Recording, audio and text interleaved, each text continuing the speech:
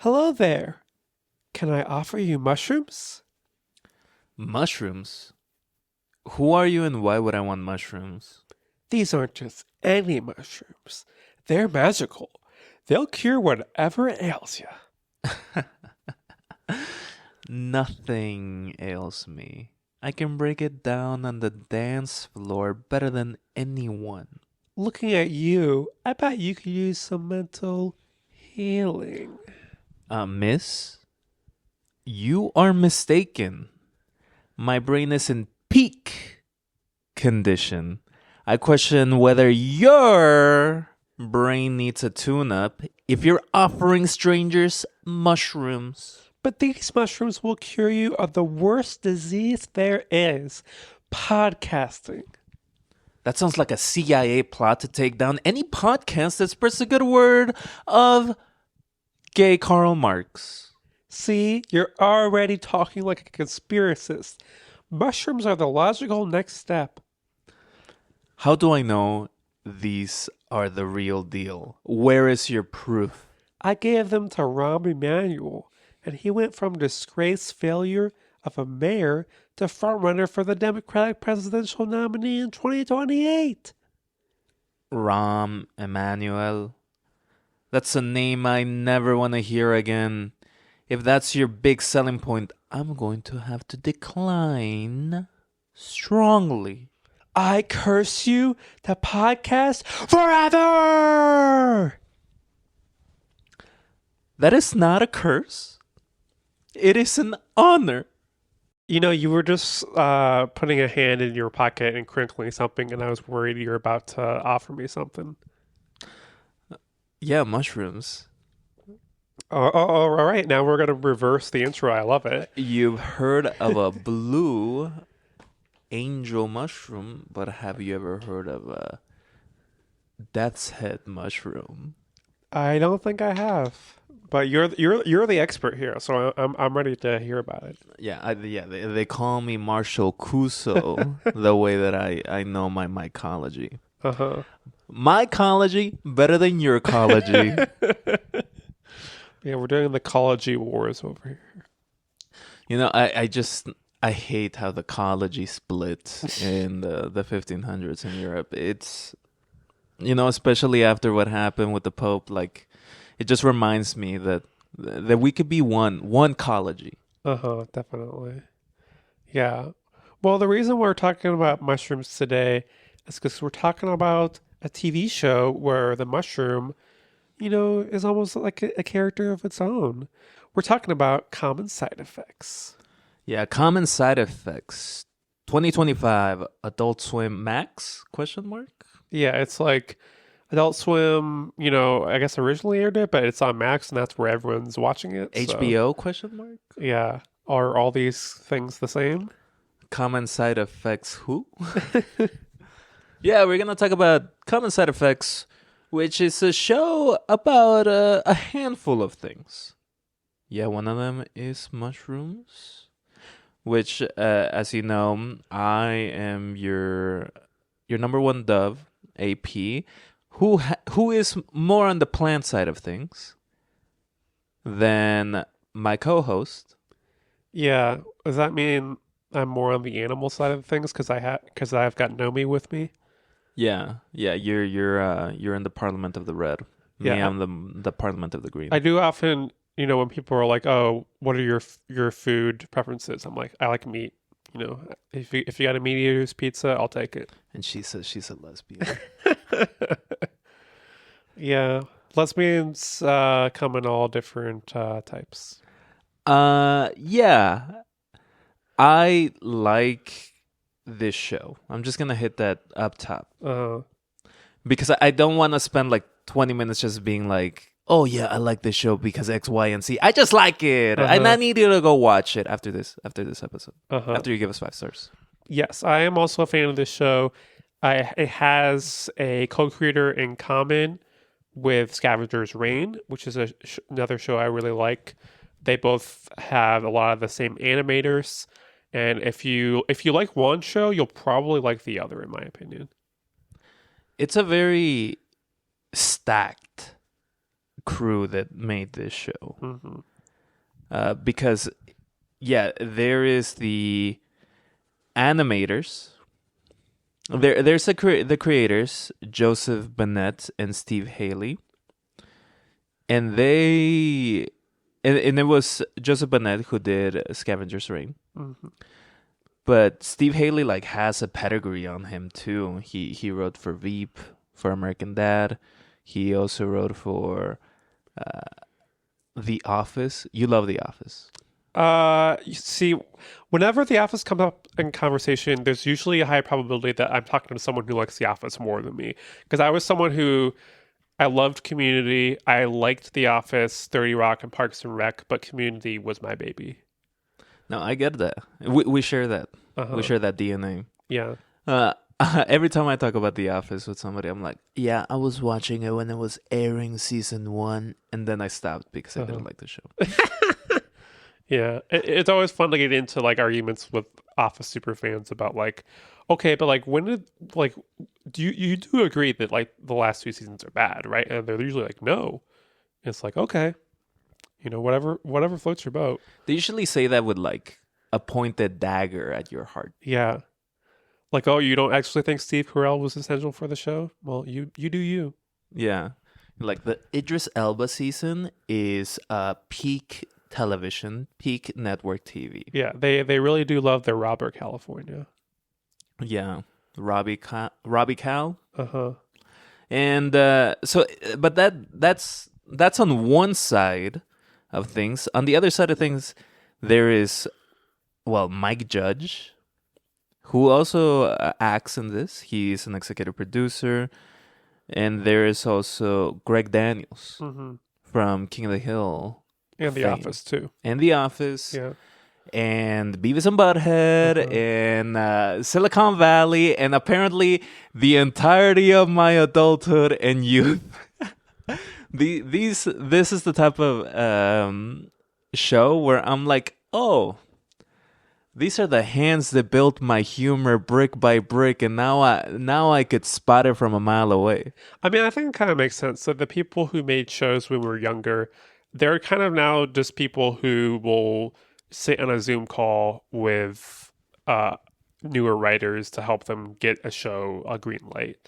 And yeah, I mean, Mike Judge also, like, he does a voice. And I'm a big King of the Hill fan. I watched all of it during the pandemic, and I'm on a rewatch now. It's a good comfort show, especially after taking Edible. There's also something about me. I don't have any comfort shows. Uh-huh. I want to be discomforted while watching TV. Yeah, I want to be reminded of the collapse imminent and the doom foretold. Yeah, there's definitely some doom in this show because basically the premise is that there's this magical mushroom that can heal anything, and the thing is that there's a lot of people who want to stop it. There's a pharmaceutical company, there's the government, there's the police, and they're all connected, and they all want to make sure that this mushroom doesn't get out unless it can somehow make some profit for the pharmaceutical company. But if it is, it's not going to be in the form that will actually save people. It'll be in some very condensed form. In the type of form that will maximize profits. Yeah. In the form that maybe will keep you sick, maybe will treat you and not cure you. Yeah, like basically we're introduced to this character named Marshall, and at the beginning, like, no one believes him that he has this mushroom that will heal everyone. And this is the first episode, right? Yeah. Literally the first scene. He gets up to a microphone and he has a little plant, and he's talking to Rick, who is played by Mike Judge. And he says, like, you see this plant? It's endangered and it's beautiful and it's because of your company. And he doesn't do the righteous thing by unfurling a Palestinian flag and disrupting the conference, but yeah. But yeah, and then the other kind of main character is Frances, and she works at the pharmaceutical company. She's like the assistant to Rick. But she had, she went to school with Marshall in the past, so they have a history. And then she takes off her her name tag so that he can't see that she works for the company, and they become co-conspirators, and they have a friendship until conflict happens, as it does on a TV show. Until the plot hits you like a sledgehammer to the temple. Yeah.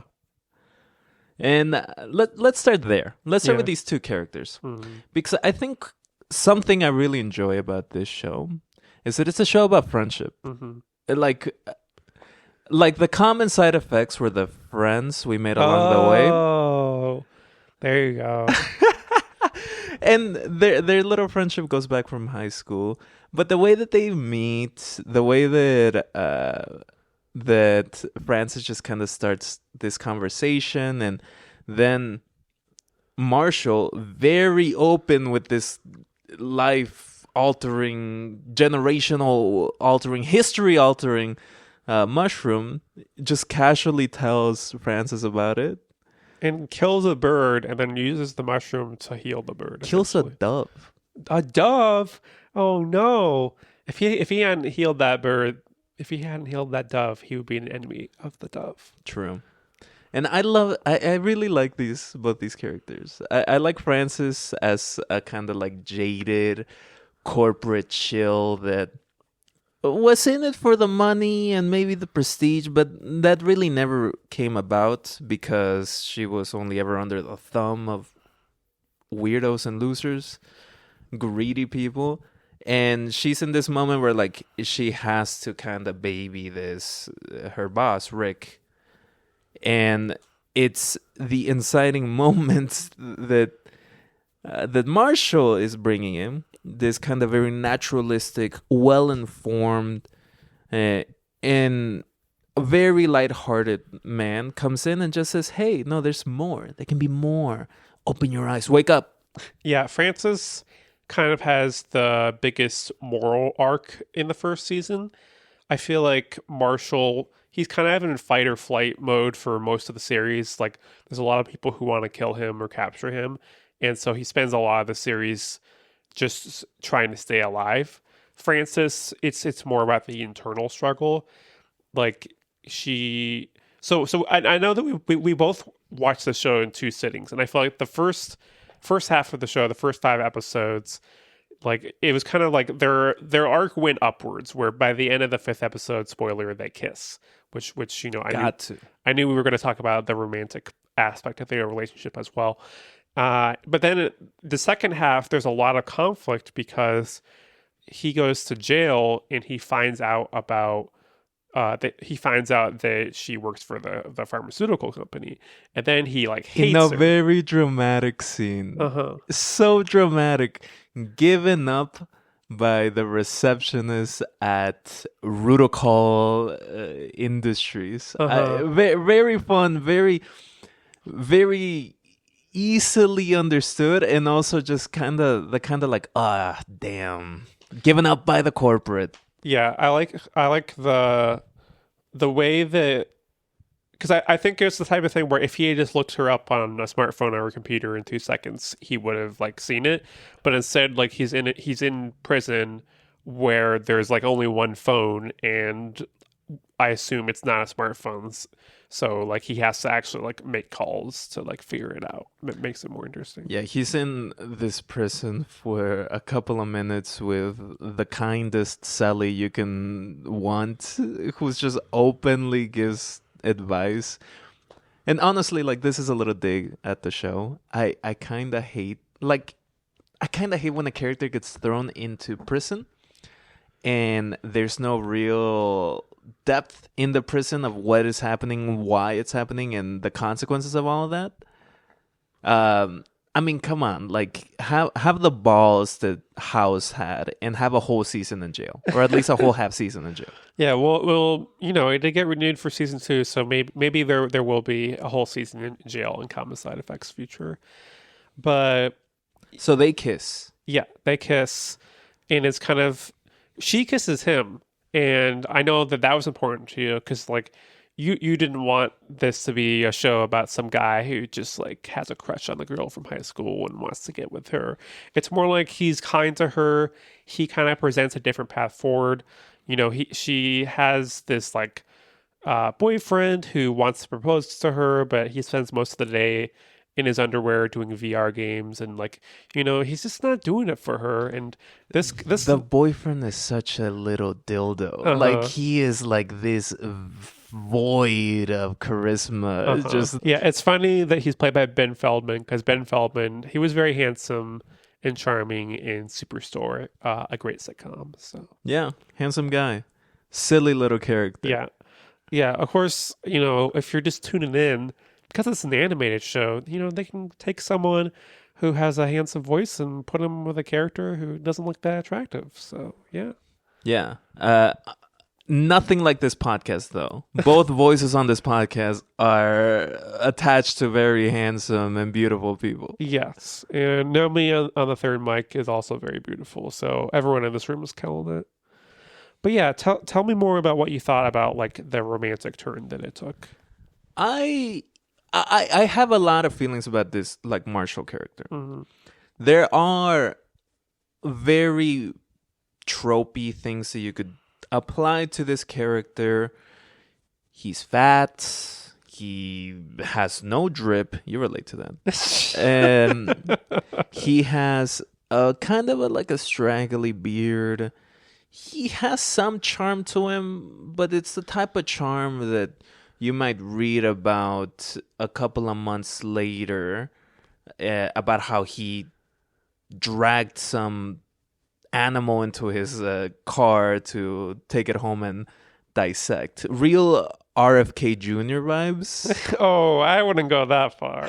Well, he's just got that weird little like tinge of, okay, this is not your regular guy. This guy is, you can't find Marshall Cusco in Wrigleyville. But you can find Marshall Cusco in some random alley finding things to experiment on. Yeah, definitely. Yeah, he's a guy who, for most of the show, he's wearing like an open shirt, the same open shirt. So yeah, I would definitely agree with the no drip. I will remind the audience that AP is the only person who thinks I have no drip. So he's on an island on that one. Yeah, no, this is a very like open-toed shoes type of guy. Yeah. And he also is like very smart, has these like degrees, has a strong moral ethic. Like he could fall into the archetype of fat best friend that gets no pussy very easily. Yeah. But that's not the case. People generally like him. People, well, Francis falls in love with him, has some sort of attraction to him, cheats on Nick with Marshall. Like he's got something to him. Yeah, and he has a really cute tortoise. So I think that's another endearing aspect of him. And he cares more about caring for that tortoise than pretty much anything. The show never puts Marshall as like the butt of the joke at the expense of him. He's fat, but he's very athletic. He runs away from a trained assassin. He runs away from a helicopter gun squad. He outmaneuvers DEA agents. Yep. He also has this willingness to bring his kind heart and like his morals to everywhere he goes, regardless of who is around. There's a moment where like he saves this guy that was in a very bad car wreck, and he just did it. He did it because he was like, I have to just kind of do this. Yeah, and this is like a time when he only has a few of the mushrooms left, and he has to be very careful about when he uses them, because otherwise he'll run out. Which is a great tool for the plot. Yeah. Very good to develop suspense. But not enough that it's like, oh, I gotta think about this like bullets in my revolver. Yeah, you don't. There's not like needed a chyron on the screen that says 3 mushrooms left. And he's also not like a tip of the hat, tip of the fedora, milady type gentleman. No, he's just like He's just like a good guy. Yeah, definitely. He's not preachy. He's not in your face about whatever the fuck you're doing. He's just kind of like, hey, like, he is a live and let live. Yeah, he's a very rootable character, and I think because he's trying to do something with this mushroom that he's discovered, he doesn't quite know exactly what to do about it at the beginning of the series. He kind of goes uh, and commiserates with his friend from high school, but it's kind of just like she gets convinced to like continue going back to him. And at first, he's so busy that he's not very good at like calling back and meeting up. And like the one time he's like he wants to meet up is when he's like, oh, my tortoise needs something. But yeah, he definitely, I think he was a very good protagonist. Yeah, he approaches Francis in this very respectful friendship way. He's not in there trying to be creepy, not trying to be like a good guy to get in those pants.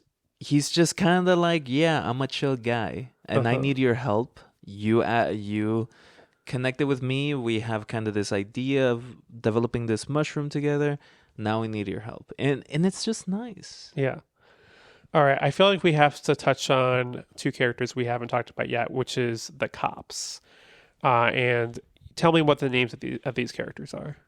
That is Agent Copano, played by Joseph Lee Anderson, and Agent Harrington, played by Martha Kelly. Yeah, and I am familiar with Martha Kelly from Baskets. I only watched like 2 seasons of that show, but she was really good at it, and she's really good at that like dry humor. So that was really good in this. And she has a very dry voice. Yes. In this. Unlike Agent Copano, who's way more animated. He's also like the I guess they're both animated, but there is this sense of, yeah, I'm a cop, but like whatever. I am just kind of here because I kind of am here. He's not exactly cool, but he's not.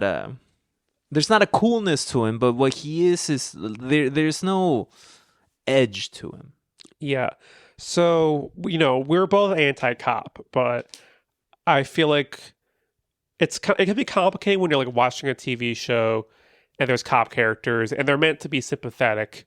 Like this is a show where I think it shows that the cops are ultimately a tool of the capitalist system, but it also has the nuance of being like, these characters like to dance and it can be funny when they dance. And that's like a big part of the characters. They have a real relationship together. Yeah. Yeah, like they get split up about halfway through the season and they're just like not the same without their partner, They like to do silly things like tell stories about like lonely animals, and I really appreciated the way that Agent Capano, which LOL at the fact that his name is literally Cop Ano, he kind of over the course of the show realized that the whole system didn't actually want him to like solve the mystery. They just wanted to like use him as a tool and then throw him out. So by the end of the series, he's not really doing like what the head cop wants him to do. He's doing it because he cares about the conspiracy. And Harrington's kind of there with him, except she's also very, I'm here to do a job.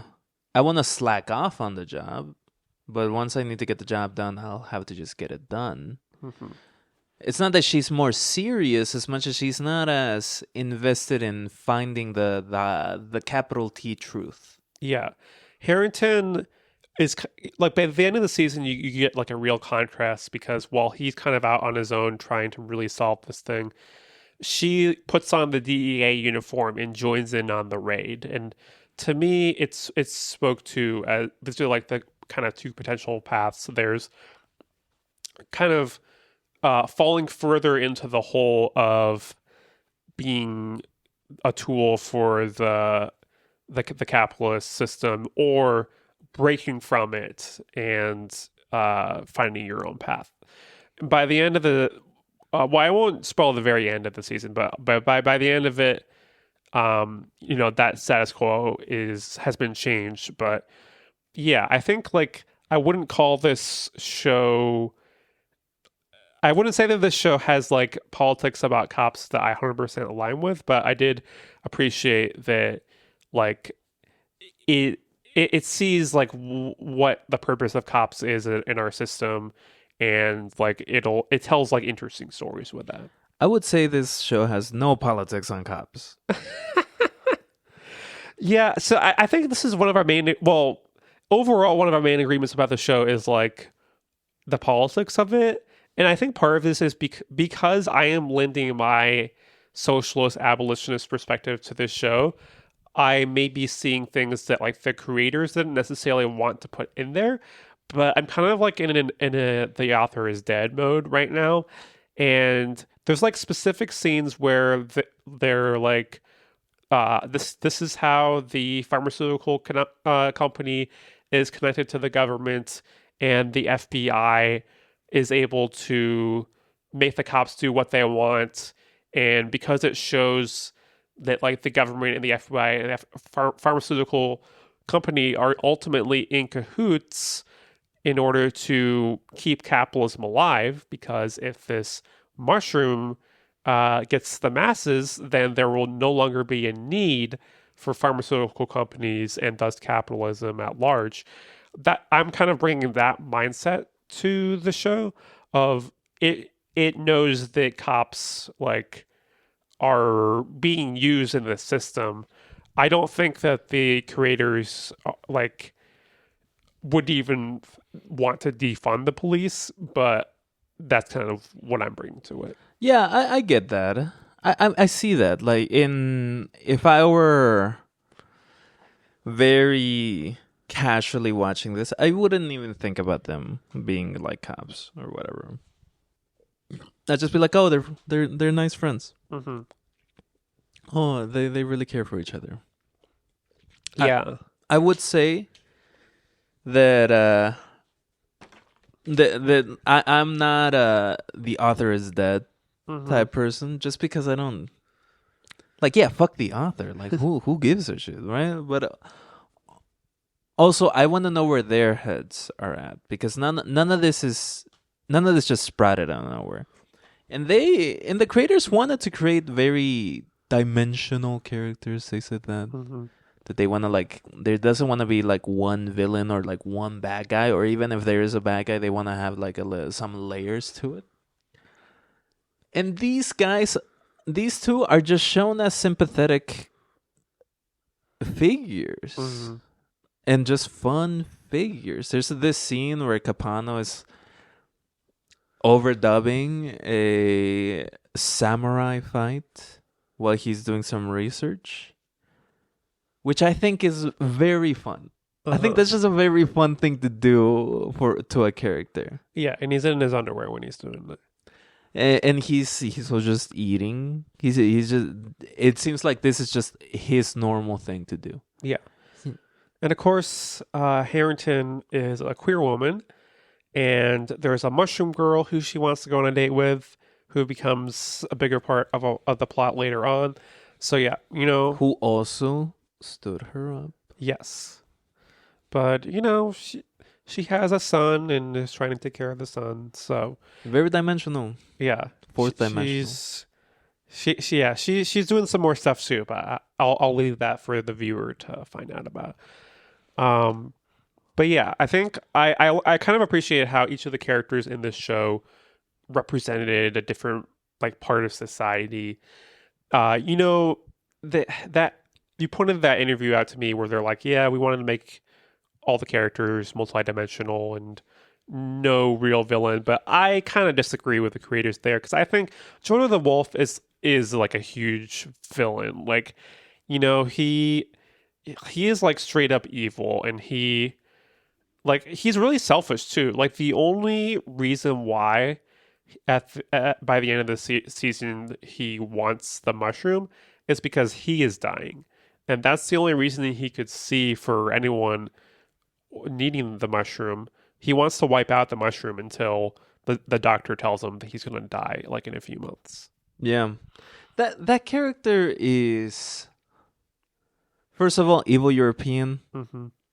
Top 10 archetypes. It's like there is so much like there's so much there Mm-hmm. that I always love seeing it pop in. Yeah. And I would say like with Jonas coming in to be this like big evil character, ugly too. Yes. A lot of these character designs are ugly Mhm. in general. I find them very grotesque. I don't know if you like them or not, but I just find them grotesque. Somewhat so. I think I struggled with the art style of Scavenger's Reign for the first episode, and then by the second episode, I'd gotten used to it. So I think it was somewhat similar in this. There's definitely differences between character designs in this and Scavenger's Reign, but yeah, I definitely this is an ugly man. Yeah, they're all very squishy. Mm-hmm. It's just every single character is just squishy, and I think when this guy shows up and hits upon the larger conspiracy, I think it makes it clear that this show is trafficking in the language of prestige TV.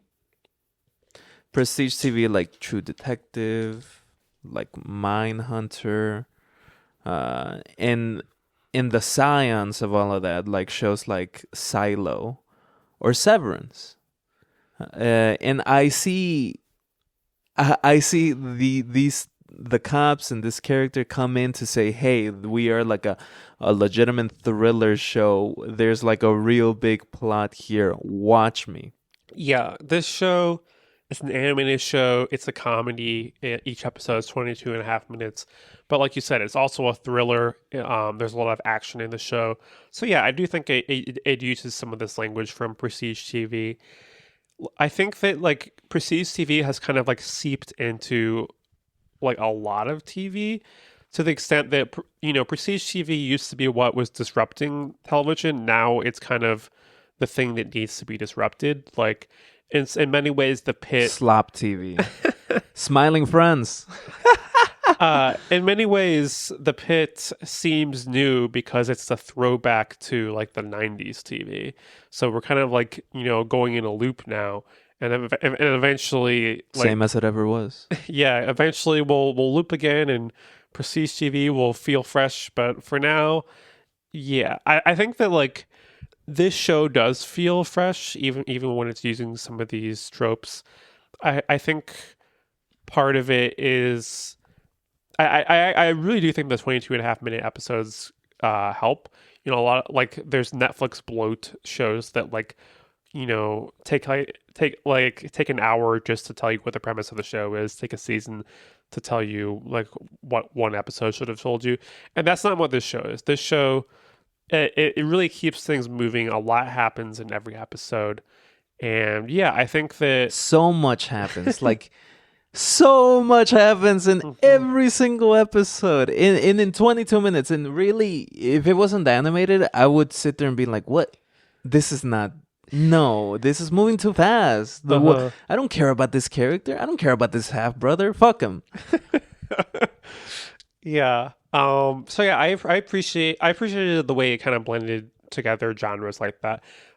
Scavenger's Reign, that kind of leaned more into the sci-fi of it all.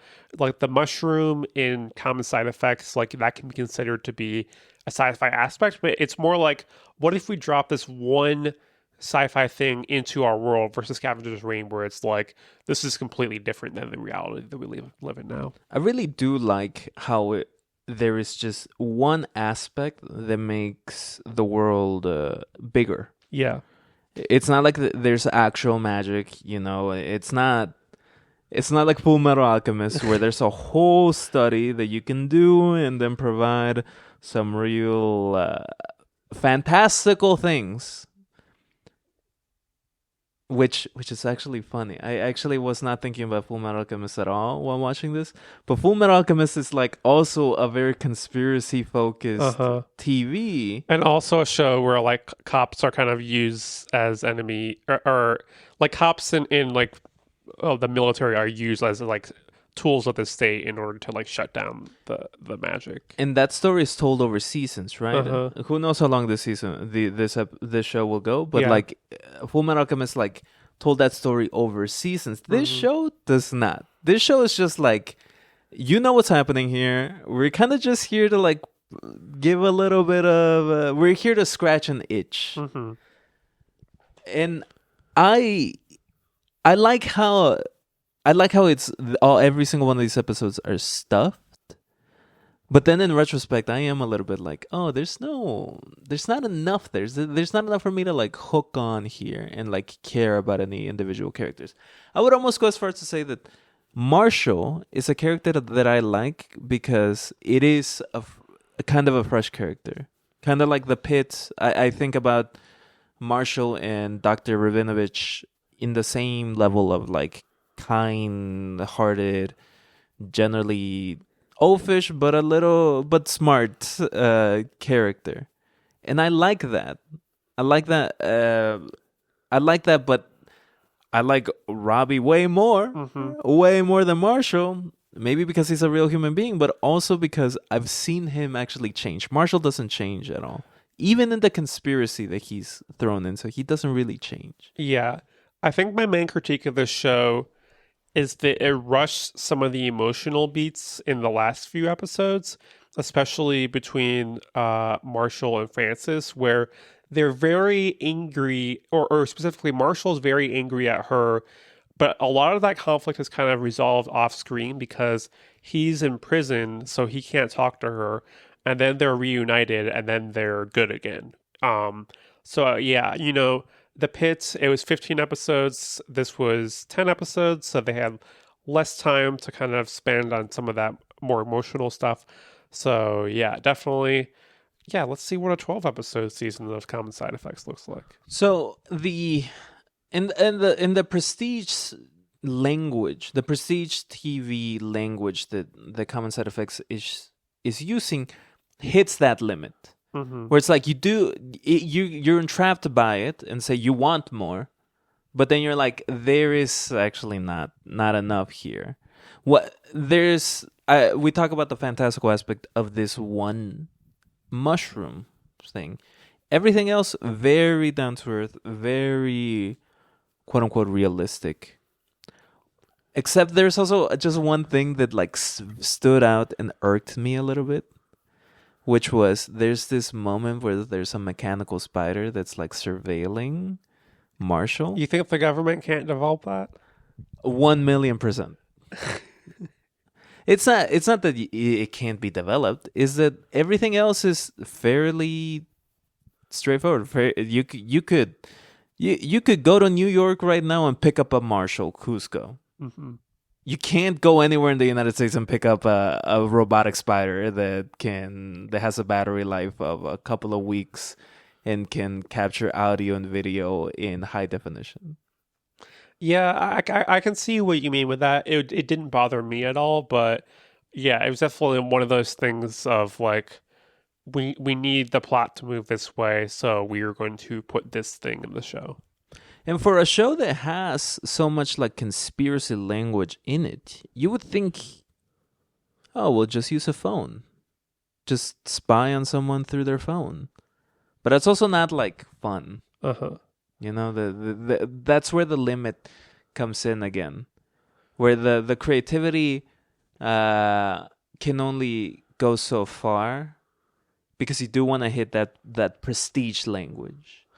Yeah, I'm not gonna fault anyone for including a robot spider in their story.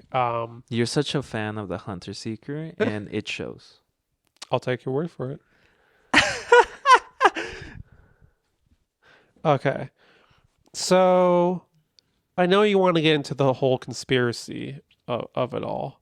You have strong opinions about conspiracies and people who do mushrooms who talk about conspiracies. So Yeah, there's We had this conversation of like, is this show anti-capitalist? Mm-hmm. Kind of a silly question to ask for an animated show to be so anti-capital. But what this show is to me is on the more conspiratorial side of things. Mm-hmm. There are a lot of different mindsets, a lot of different like groups that are anti-establishment and are also skeptical of the current status quo. As like socialists, we're like, well, yeah, of course, capital, like the workers need to own the means of production and, well, be able to like get down and dirty on Friday, Saturday, Sunday, Monday, Tuesday, Wednesday, Thursday night. Like we both believe in that. But like for conspiracists, that there is no material analysis. There is this larger, more powerful, omnipresent design which everyone falls upon and it becomes victim of. Usually anti-Semitic. This show is not that, which is nice. And it also doesn't traffic in those dark negative side of conspiracies.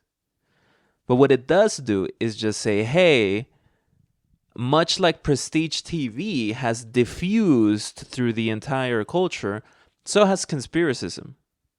There's a couple of things that I like noted as I was watching it.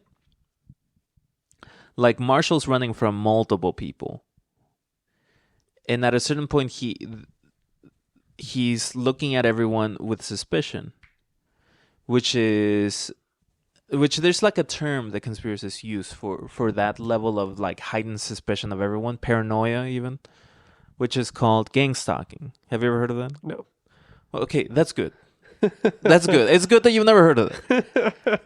But it's just the idea that like there is this powerful construct beyond my grasp that has agents everywhere and is watching me and reporting about me. Mm-hmm. Of course, that's not true. There's no such thing as gang stalking. But for a conspiracist, when you're acting a little weird and a little creepy out in public and people are noticing, you can have a moment of elucidation and say, maybe it's me. Or you can just come up with a fantasy and say, yeah, I'm being surveilled. So I guess my question would be, like, we know the U.S. government does spy on people like Mahmoud Khalil, and like, we know it's like looking at people who, like people who were at the Black Lives Matter protests. Like, we know that like the cops have killed a lot of the prominent protesters. So we do know that there are reasons to be paranoid. And even at a smaller level, there's this group. They call themselves the December 4th Committee, which have raised about $1 million of legal defense funds for Luigi Mangione. Mm-hmm.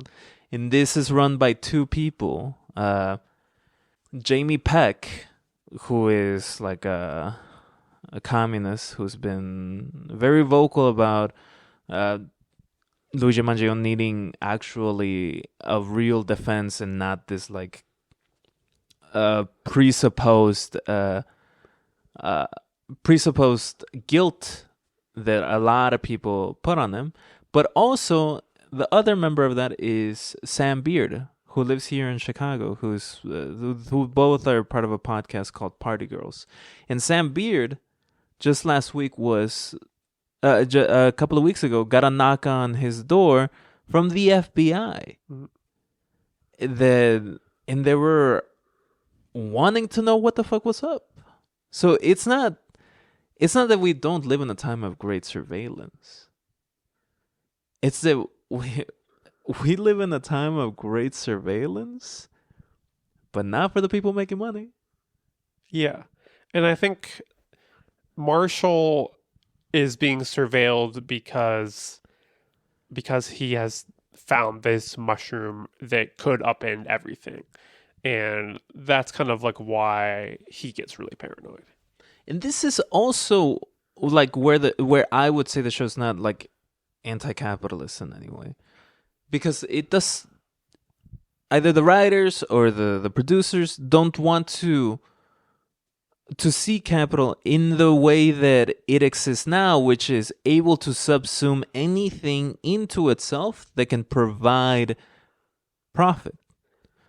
See, this is where I disagree with you, because I actually think it does show that, where it shows the part where the pharmaceutical company is trying to develop the mushroom into the cure that they know it can be, but then they give up because they don't have the secret ingredient, and then they basically like make this substance that hey, it tastes hot and cold at the same time. How cool is this?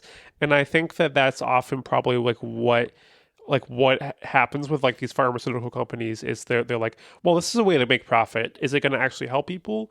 Maybe not. But like, hey, what are we trying to? What's the bottom line here? And so I do think the show did show that. Yeah, I get that. Like that happens a lot. There are byproducts that like get monetized a lot. I mean, that is what the petroleum industry has made billions of dollars off of byproducts. Plastic being one of them, artificial sugar being another. Just to connect directly to, something that you would ingest. And my thought is that you can critique capital, you can even hate it, but if you can find a way to make money for capital's gonna be fine with that. I want to point something more direct about the idea of finding a cure to something, and how this show says, oh, if a cure exists, it wouldn't be used by the pharmaceutical companies. It would be thrown out because it would be an actual hit to their profit. And the easy thing to mention here is the COVID vaccine. But don't turn off the podcast. We're not gonna relitigate COVID, okay? What I want to talk about is Novo Nordisk. Novo Nordisk is a Dutch company, pharmaceutical company that created Wegovy, which is a weight loss drug, and Ozempic, which is a diabetic treatment drug. These are very common words in the general milieu of the 2020s. And what these drugs do is help people lose weight. And I'm going to go ahead and say that a lot of people equate being healthy, with being a certain weight. And you might be even able to say you can cure fatness with Wegovy if you were like a piece of shit. Which I know you... which I know that my rail-thinned, tall, blonde, model-esque co-host would say. No, that you're not supposed to solve fatness. It's just a way of being. But a lot of people would say, would take these drugs to quote unquote cure that. And Novo Nordisk is making stupid money. You want to take a guess? I'm gonna go ahead and tell you. It's in the bin. 69 billion. 69 billion. This girl can't even imagine the world that we live in. Novo Nordisk has a market cap of $570 billion. Wow. Which, check this out, I think it's a lot of money. Yeah, I think so. It's actually so much money that it is more than the entire economy of Denmark. Wow. and they're expected to continue to grow. So I sit here looking at the show where it's saying, yeah, the pharmaceutical companies would never provide this cure to people because they want to keep their profits high. When in reality, like, if you can make money in anything, capital's gonna latch onto that and just throw that shit out. Only in the conspiracist's mind, it would make sense why you wouldn't want to have that cure out and about. But in the real world, if you got money, people are going to take it. Yeah, I mean, I think basically there is a part in the show where the pharmaceutical company is trying to develop the cure, but there's like a lot of politics behind the scenes about like why they don't want that to happen. So yeah, I think it's definitely interesting to think about like what would be the real life parallel of the mushroom. I don't think there's anything that's exactly a 1-to-1 because this mushroom can heal dementia. And the question is like if this mushroom was available to everyone, would they even need any other medicine? But yeah, it definitely is interesting to think about, and that's one of the reasons why I like this show. It's like it just makes you think about like our world and like how it's different than this world with this magic mushroom. I do want to touch on something that you said about how because it's a show that makes money, it can't be anti-capitalist. So basically, you're saying that like any show that exists in our capitalist environment can't be anti-capitalist, which I think is a valid opinion, but I do think it's worth holding space for like the shows that actually do have critiques of capitalism. And yes, they're also trying to make a profit. But I think that like finding meaning in art, even when acknowledging that it is hampered by being stuck in this rectangle that we like to talk about so much, like that's what Marcy's going to do. Yeah, the thing is, you and I, we both want more things to be anti-capitalist. Mm-hmm. I think we live in a time where, well, the right wing won, and we are living in the consequence of that. So I think wanting to lance this show as anti-capitalist, I think it's cope. I think it's cope, sister. Sorry. I don't think this show is going to like solve capitalism or anything. That's not what you said on the text. Oh yeah, what did I say? You were like, Marshall Cusco is gonna be the fifth head on the red flag. I can't wait to read his little green book. Yeah, this show is not gonna solve what we're in right now. Like no TV show is gonna do that. But I do think art has the potential to inspire people, and it's not gonna be just one TV show, but I think about the writer's strike that happened a few years ago, and the solidarity that we saw from that, and I think it's possible for the creatives who went on strike to create art that really speaks to the masses, and maybe we can yeah. So I'm I excited think for the future. I think it's also like just who you are. You're a very Yes, optimistic I am. person. I'm also a very optimistic person, right? She's so silent. You're optimistic about dancing. I'm optimistic about people. Yeah, you're optimistic about people. You're not optimistic about the world. You think the world is going to end. Yeah, some might say pessimism of the optimism of the This is the area where you actually align with one of the weirdo conspiracists who you made me listen to. Yo! Except, yeah, I mean, you and this weirdo guy who we're going to talk about in a second are like, yeah, the world is going to end. Better have fun while we can. The difference is this. Yo! Well, the difference is the difference is this. this guy we're about to talk about like doesn't actually want humanity to continue. He's like, yeah, you know, this is the way it was meant to be. Humanity is going to die out, and then nature will go back to normal. And yeah, so yeah, I'm not completely throwing you under the bus. Yeah, no. That's because she thinks there's no bus big enough to run me over.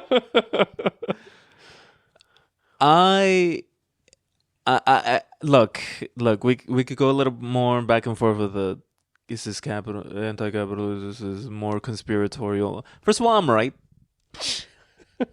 This is my culture. It can be anti-capitalist and conspiratorial. That's my take. It doesn't. You're such a centrist. Sometimes. We don't know. It's more like I don't need it to be a binary. I'm pro non-binary. Okay. You might hate the creators. You might wish death upon them. No. But I just want to read something here about how both of these guys see this show. In Vulture, this reporter was talking about the anti-capitalist side of things, and they mention how they don't want to pursue their ideology, and Haley responds with this: we often would say the bad guy in the show is the system, and the system isn't anybody.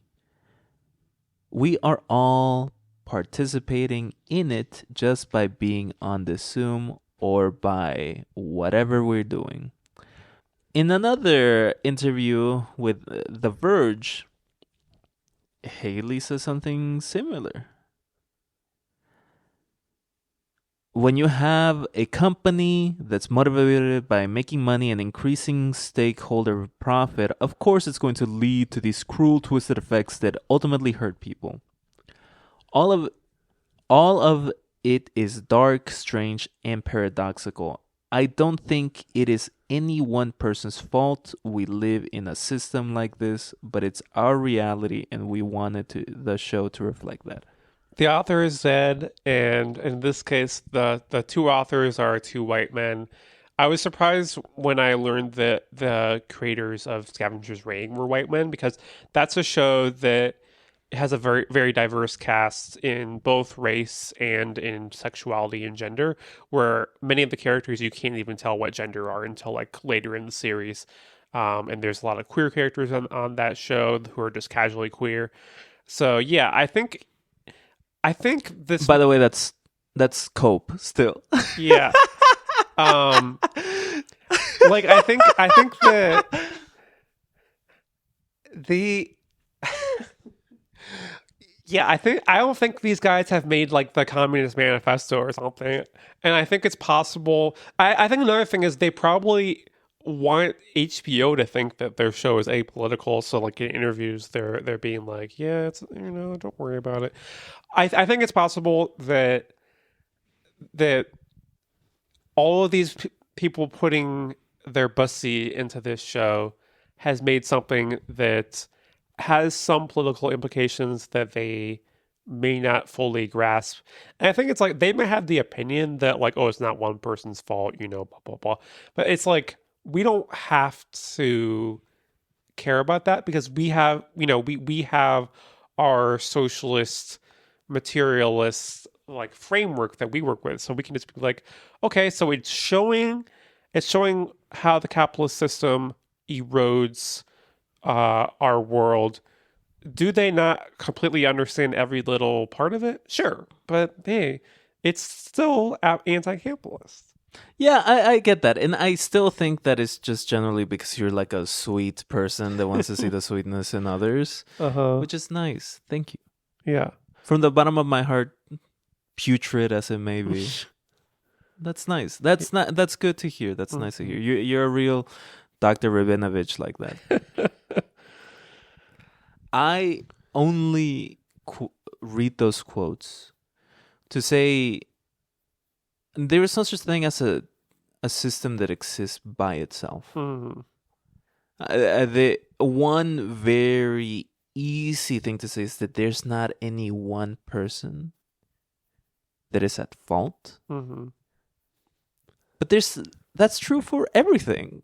You know, that's true for literally everything. There's no one person that is the spearhead of the of fucking penicillin. Even what's his name, Alexander fucking Graham Bell or whatever the fuck. No, I mean he invented the telephone, but there's no such thing as one person doing everything. Mm-hmm. So those kind of sentiments are smoke screens to say, no, it's not Ted Sarandos that helped destroy TV and eliminate the security in the Hollywood industry by promoting the streaming service. Or they're not like, it's Dave Zaslav, who runs Warner Discovery, whatever the fuck, who constantly puts away shows that people spent a lot of time working on away, or canceling them, or making them unavailable so they no longer have to receive payments for that, residuals, or maybe they can get a tax break. So saying that there's no one person is just a smokescreen to say I'm a fucking pussy that can't say my boss is a real piece of shit. I will say that I do find their responses in that interview to be disappointing. And I'll compromise with you by saying that, yes, let's call for TV shows with creators who are actually able to call out, the white supremacist, heteronormative, shitty ass system for what it is, and call out the bad actors in it. Yeah, I'm pro that. Yeah. So, and look, these two guys, are full spread eagle, putting their pussy right into the show. And it shows. It's a great show. Go watch it. The reason why I bring this up is to say I'm kind of fucking tired of conspiracism. And this guy that Marcy is talking about is a direct influence to these two guys. These two guys generally have a pro psychedelia viewpoint. They kind of talk about doing drugs, mushrooms, psilocybin, ayahuasca, that kind of shit. They're not super open about it, but they talk about it. And this is why in the first episode, in the first scene, Marshall brings up a plant called Baniesterioposis, which is a plant used in ayahuasca, in an ayahuasca ritual. And so that's a clear notation of they're being pro psychedelia, and also the whole show, right? And so I went looking around to see how quacked up they were, and I read this interview that they did for psychedelicalpha.com, in which Haley mentioned that both these guys are fans of a certain type of fringe science, where some of the people that lead it are Richard Evans Schultz, Wade Davis, Paul Stamets, and the guy that we're going to talk about, Terence Makenna. Yeah, I mean, yeah, so they say they're both interested in those characters. I don't feel like they're oh, these are our gods. I feel like they're yeah, we're interested. Yeah, okay. I mean, okay, maybe turn down the sweetness level a little bit, sister. Why are you running the fence with these guys? All right, you know what? I'm gonna let them defend themselves, because this Terence Makenna guy, he's a fucking dipshit. You knew nothing about this guy. I never heard of this guy. Which I'm gonna take this moment to say this is why representation matters. It's because, of course, a trans baddie would never know about Terence Makenna if a man wasn't here to explain who Terence Makenna was. So next time that you're trying to think about what character you need to make sure you have on your show, your play, or your podcast, think about a man. Okay. I'll think about him, and then I'll kill him off. Terence McKenna's like he's this academic. I tried to look up his credentials, and I kind of realized I was too sexy to do that. So, but he's a guy that's really into mushrooms and psychedelic drugs. This guy's dead. He died in like around 2000. Yeah, he didn't get to see the new age. Yep. Yeah, I'm sure he would have a lot of thoughts about the whole anti-vaxxer movement. Even though he was around for them. That started in the 90s. True. In England. And this guy is known for a handful of different things, but the big one is he's known for is the stone ape theory. And we're both stoned apes. Yeah, it sounds like one of those NFTs that someone was like, I want this ape back, and I've divorced my wife because of it. And she's never gonna come back. Yeah, and good for you, Queen. Yeah, that basically that guy's like one degree off of the Ben Feldman character in this show. Yeah, some VR dipshit. And the Stone Ape theory is just this idea of human evolution. I don't know, a handful of thousands of years ago. Like, I mean, the Earth is 6,000 years old, so like 3,000 years ago. Mm-hmm. Humans were just walking around, and they find these mushrooms, these magic mushrooms. They start eating it, and that helps with the evolution of the Homo erectus era of humanity into the Homo sapiens side of humanity. And he believes that the mushrooms help because it made people hornier. It also gave fellas a thick rope for longer. And like it also like made brains bigger.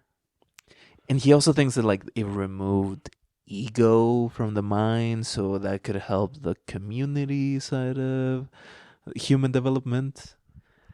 And of course, that didn't happen. There's no, it's not science. Yeah, I have not partaken in this particular item, so I don't have any firsthand experience, so I couldn't tell you if my brain got bigger or if I got hornier. But yeah, I think this guy was kind of taking it to an extreme place where he's like, he kind of wants everyone to do mushrooms. I think there is a way to do mushrooms in a way that's like not extreme like this. And you had me listen to like this 10-minute clip where he's basically speaking in one long run-on sentence. You know, there's like someone who's either laughing or saying "uh-huh" in the background. And you're like, ugh. It feels just like AP. It feels a lot like a cult where he's just like talking about how, hey, don't worry about it. You know, we're all gonna pass. We've all had a dying lover in our arms. You know, that kind of thing. That video, which I'll link below. Fuck it. Is 12 minutes long. He has this belief that the next step of human evolution is gonna come through psychedelics, and if more people do psychedelic drugs, like the world will get better, will get fixed or something. Mm-hmm. And one thing I honed in on was his thought of the ozone layer, like needing to be repaired. Yeah.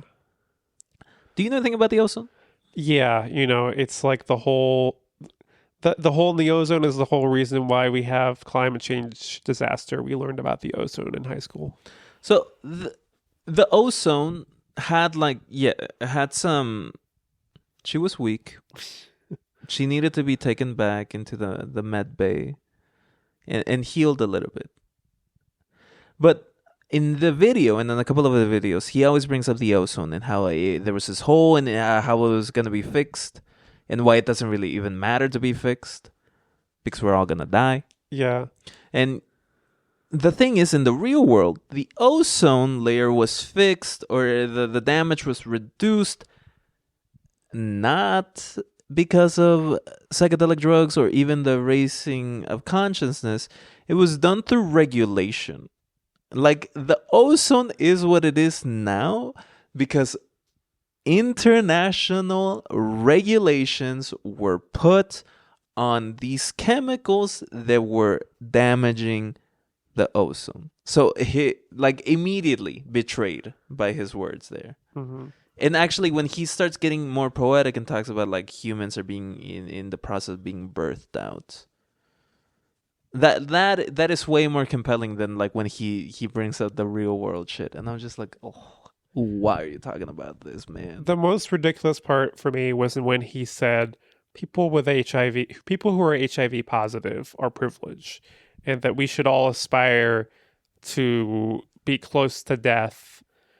Like basically just the idea that like because the entire humanity is going to be wiped out, we should just accept that and like move on. And it silly, Uh-huh. evil, Mm-hmm. evil, fundamentally evil and silly. Mm-hmm. I guess those two things are commonplace in 2025. Mm-hmm. And hearing that line at my age, being queer and like knowing people that have lived through this shit, it pissed me off so much. Mm-hmm. What do you mean? What the fuck do you mean that HIV positive people have the privilege of being closer to death, so therefore being less burdened by the concept of death? That is just insulting. Mm-hmm. Yeah. In the like this guy, I'm glad I never got cornered by this guy at a bar, because we were talking earlier about like have I ever interacted with someone who is on psychedelics? I don't think I have, but I think if this guy was talking to me, I would know. It's the type of mindset that like I'm just gonna throw out a bunch of bullshit. Yeah. To make it seem like what I'm saying is real and worth listening to. Mm-hmm. He's a podcaster. And this guy and a couple of other guys like this were very... they had a big influence in the early internet. Mm-hmm. And they also had a big influence in the time where I was like reading up about these weirdos. Because I was listening to the podcast final boss, Joe Rogan, Ooh. back in the early 2010s. And he would bring this guy up and John Marco Allegro and some other people, the chariots of the god, motherfuckers, whatever, losers with no thoughts. Other than I'm a racist. I'm a racist that can't believe that ancient people in Egypt were able to pick up rocks and put them on top of each other. Damn. Mm-hmm.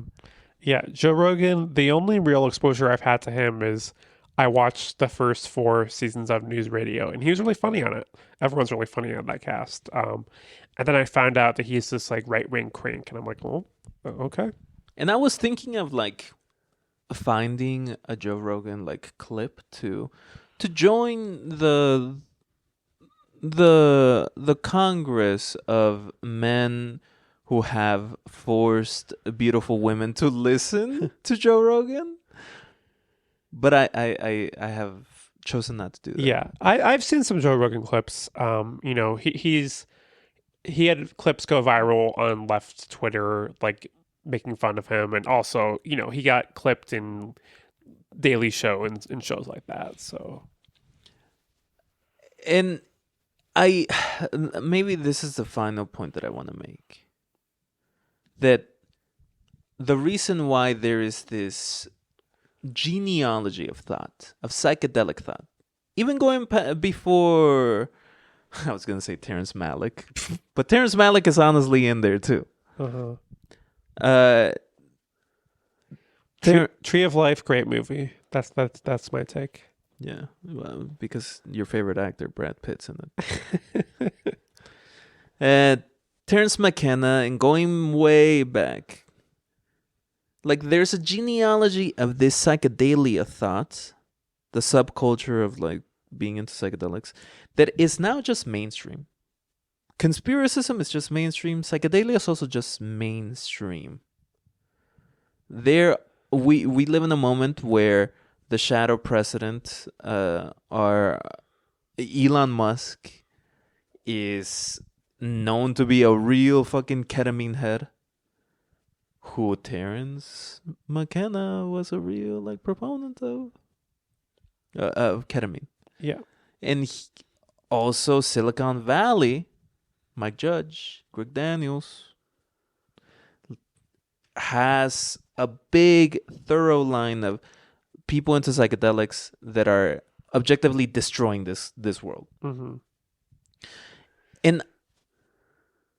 And they, because they are so powerful and they have so much money, they have such a big microphone, we are all living with the suffused concept of conspiracism and psychedelia in the modern, in 2025, that we all have to deal with the dumb shit that goes into this, that isn't filled with something real like materialist analysis.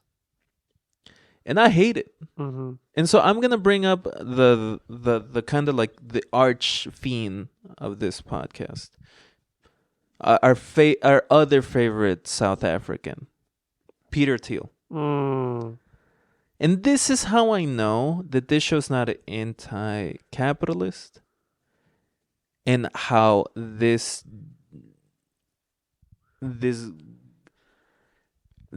gloop of conspiracy thought is everywhere now, and psychedelia is everywhere now, because Peter Thiel, just a couple of years ago, put in a lot of money in this Berlin-based startup. I think it was something like $270 million or $210 million into the startup that is researching how to grow psilocybin mushrooms for therapeutic purposes.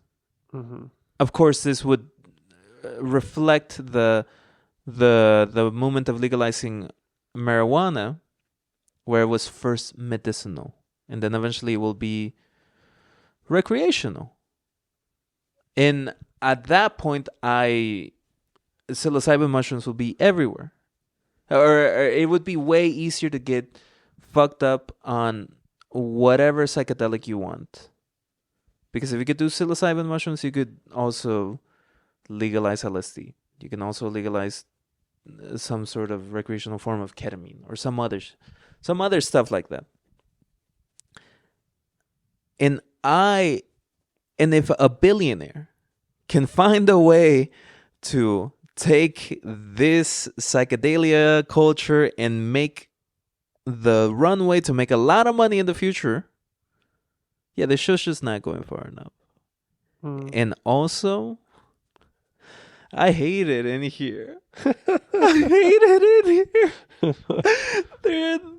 I'm cornered.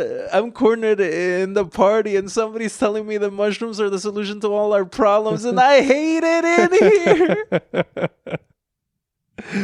Yeah, I think you've had to deal with a lot more conspiracists and weirdos than I have in my life. But at the same time, we count ourselves as one with the freaks. But we don't have to be one with the freaks that are, using mushrooms in order to decide to become eco-fascists. So, yeah.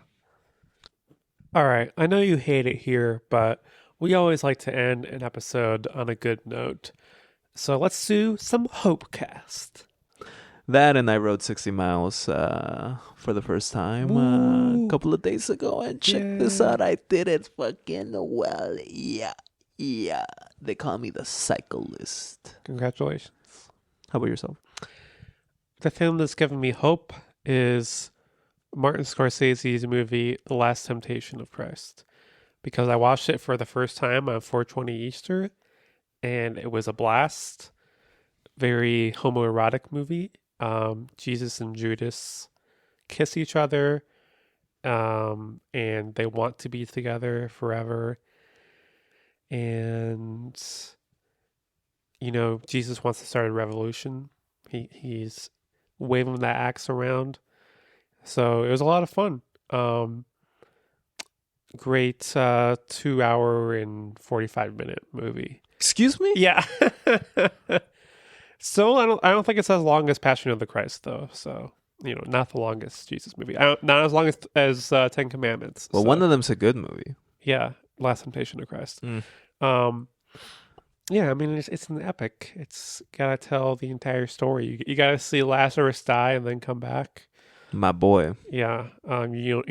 He's one of the best war boys out there. Mm-hmm. I live, I die, I live again. Yeah. So I think just enjoying great art with friends is what's giving me hope. Yeah, that's nice. Friendship is like a big thing for you, and Mm-hmm. I'm gonna go ahead and say I think that's also kind of why you like this show, It might be part of it. because also friendship's a big thing for me. Yeah. And I know that I like it because I'm like, oh, look at all these friends. Uh-huh. Oh, look at all that friendship. Yeah. All right, y'all. Thank you for listening to another Dove Weather episode. We are coming at you 4 times a month now that I'm kind of like doing these other little shows on the side. Still important to me. And thank you for listening to that. Please give us 5 stars. Follow us on Instagram, Follow us on Bluesky, Follow us on YouTube. Dove Weather everywhere. That's right. We'll see you soon. Bye. Mwah.